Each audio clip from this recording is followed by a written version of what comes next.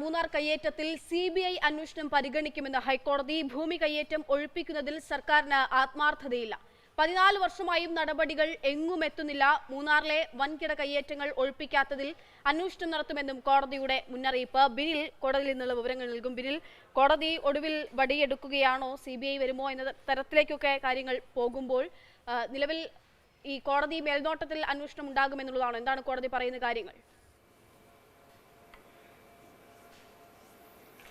അക്ഷയ, മൂന്നാർ കേസിന്റെ കാര്യത്തിൽ ഇന്ന് അക്ഷരാർത്ഥത്തിൽ സർക്കാരിനെ ഹൈക്കോടതിയുടെ പ്രത്യേക ബെഞ്ച് നിർത്തിപ്പൊരിക്കുകയായിരുന്നു എന്ന് വേണമെങ്കിൽ പറയാം. കാരണം കോടതിക്ക് തന്നെ ഈ കേസിൽ സർക്കാരിന്റെ സമീപനത്തിൽ കടുത്ത വിയോജിപ്പും മടുപ്പുമാണ് ഇന്ന് രേഖപ്പെടുത്തിയത്. കാരണം മൂന്നാറിലെ കയ്യേറ്റങ്ങൾ ഒഴിപ്പിച്ച് മൂന്നാറിന്റെ പാരിസ്ഥിതിക സന്തുലിതാവസ്ഥ ഉറപ്പാക്കുന്നതിന് വേണ്ടി ഹൈക്കോടതി ഒരു പ്രത്യേക ബെഞ്ച് തന്നെ രൂപീകരിച്ചുകൊണ്ട് എല്ലാ മാസവും കൃത്യമായി 2 തവണ വീതം സിറ്റിംഗ് നടത്തി വരികയാണ്.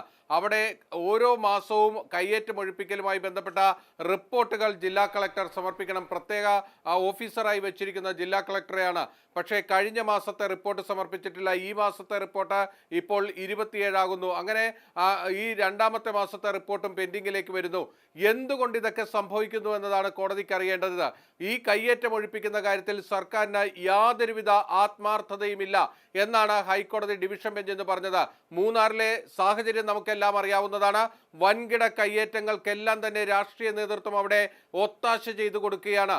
വലിയ രാഷ്ട്രീയ പാർട്ടികൾ അവിടെ കയ്യേറ്റത്തിന്റെ ഭാഗമാകുന്നു. CPM-ന്റെ ഓഫീസടക്കം കയ്യേറ്റ ഭൂമിയിലേക്ക് വരുന്നു.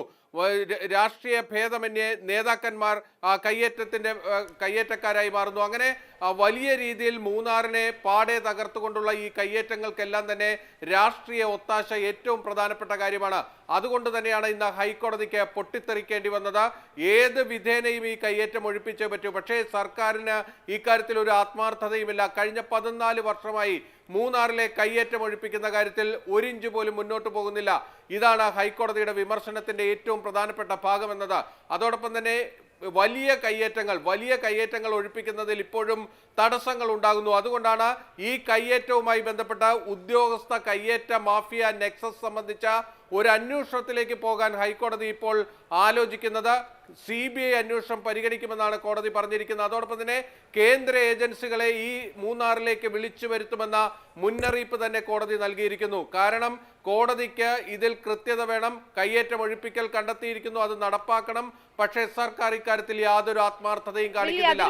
ഇടുക്കിയിൽ ഡിജിറ്റൽ സർവേക്ക് നേരത്തെ തന്നെ കോടതി നിർദ്ദേശിച്ചിരുന്നതാണ്, അത് നടക്കുന്നില്ല.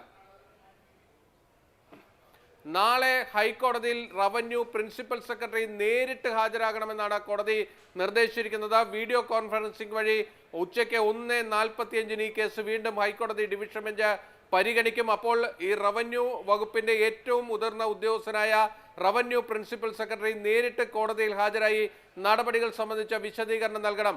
ആ വിശദീകരണം തൃപ്തികരമല്ല എങ്കിൽ ഹൈക്കോടതി മൂന്നാർ വിഷയത്തിൽ ഒരു CBI അന്വേഷണത്തിലേക്ക് തന്നെ പോകാനുള്ള സാധ്യതയുണ്ട്. കാരണം അവിടെ വ്യാജ പട്ടയങ്ങൾ നേരത്തെ തന്നെ കണ്ടെത്തിയതാണ്. ആ വ്യാജ പട്ടയങ്ങൾ അനുവദിച്ച റവന്യൂ ഉദ്യോഗസ്ഥർക്കെതിരെ ഇതുവരെ യാതൊരുവിധ നടപടിയും സർക്കാരിന്റെ ഭാഗത്ത് നിന്ന് വന്നിട്ടില്ല. കാരണം അതിനെല്ലാം പിന്നിൽ രാഷ്ട്രീയമുണ്ട്. രാഷ്ട്രീയ നേതാക്കളുമായിട്ടുള്ള അടുത്ത ബന്ധം തന്നെയാണ് ഉദ്യോഗസ്ഥരെ ഉപയോഗിച്ചുകൊണ്ട് ഇത്തരത്തിൽ വ്യാജ പട്ടയങ്ങൾ ഉണ്ടാക്കിയിരിക്കുന്നതിന് പിന്നിൽ പ്രവർത്തിച്ചിരിക്കുന്നത്. അതുകൊണ്ട് തന്നെ സർക്കാരിന് അവർക്കെതിരെ